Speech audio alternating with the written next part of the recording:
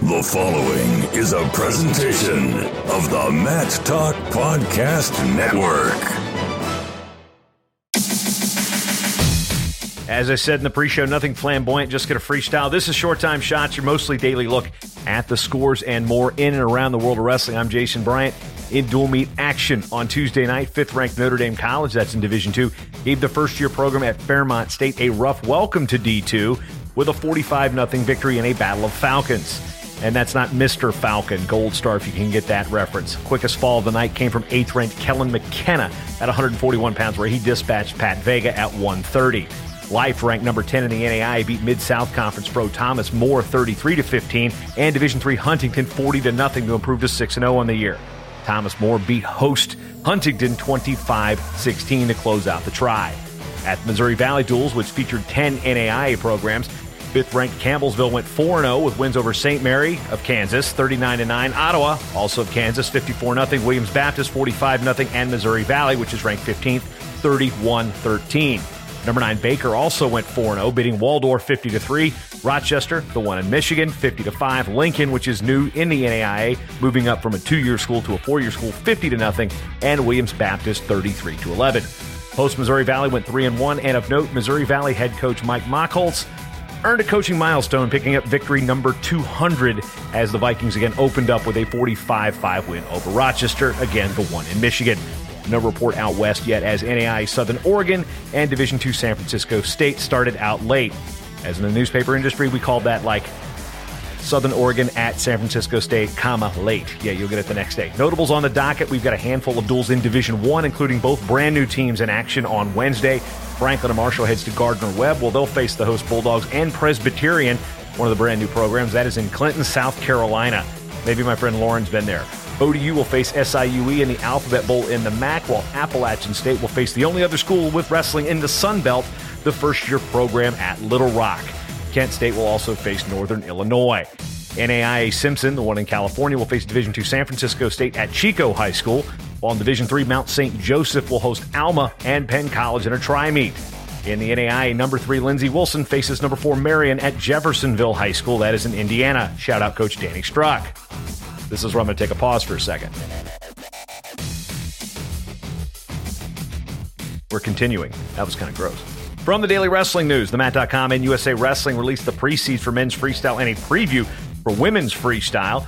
Among the top seeds are Spencer Lee at 57 kilos, Yanni Diakomahalis at 65 kilos, Nazar Kulchitsky at 74 kilos, Alex Dieringer at 86 kilos, Kyvan Gadsden at 97, and Tony Nelson at 125. While the women's preview doesn't unveil the seeds, it does list a number of quality athletes changing weights. And even without the world medalists who have already qualified for the Olympic trials coming up in April at Penn State, this is a monster event. The Home Ad Advantage does a lightweight preview of men's freestyle action as well. The NWCA released the final coaches poll for the 2019 calendar year, and nothing really changed other than Stanford moved into the number 25 position in a tie with Central Michigan. Now, they're tied with Rider. Central Michigan's 24. Yeah, all these numbers running together. Anyway, the NWCA also released the first women's coaches poll in the NCAA. It's not really a poll, it's just tournament scoring from the individual rankings. Tom Hausnick of the Allentown, Pennsylvania Morning Call features the Parkland High School wrestling program and the fledgling girls wrestling team at the reputable wrestling school in District 11. Parkland is coached by Lehigh alum John Trenge, who wrestled at the high school under the late John Togus. Wartburg College features 2 of its alum in a story about their forays into the world of mixed martial arts. And on the Guillotine, you'll find information about Anoka High School's 75th anniversary, which takes place on January 31st, which is coincidentally my wife's birthday, so I will not be attending. Why is Anoka relevant? Well, if you aren't from Minnesota, here are some names that might help you understand. Jim and Dave Hazewinkle, Dan Chandler, Brandon Paulson, Jacob Deichler, all are Olympians in Greco-Roman, and all of them Anoka High School alumni. The Rudas podcast is up and out with Ben Askren and Matt Dernlin recapping one of the top high school wrestling events in the country, the Walsh Ironman.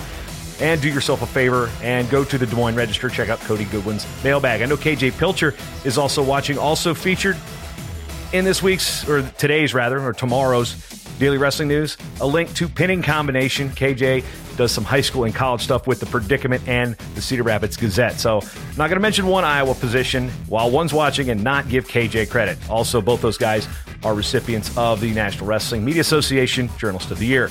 On the network, PA Power Wrestling talks with Kiski head coach Chris Heater on the latest episode of War Up on the Whippeal. You can get to read those stories and more from Matt Talk Online's daily wrestling newsletter. Sign up for free at matttalkonline.com/news and get today's top wrestling stories from around the world delivered to your inbox for free every single morning. The Matt Talk Online daily wrestling newsletter is sponsored by Resolite. If you'd like to show your support for the show and the on-demand audio offerings, free newsletters, and historical research, you can support this program and the network by making a small donation or a one-time donation by going to matttalkonline.com/join the team.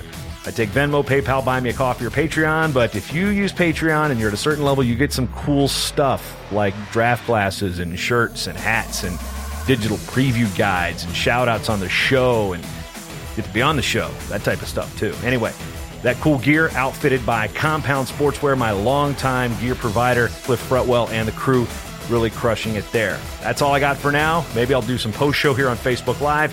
But if you're listening on the podcast, hey, I'd like to thank you for spending your time with me because you've always got time for short time.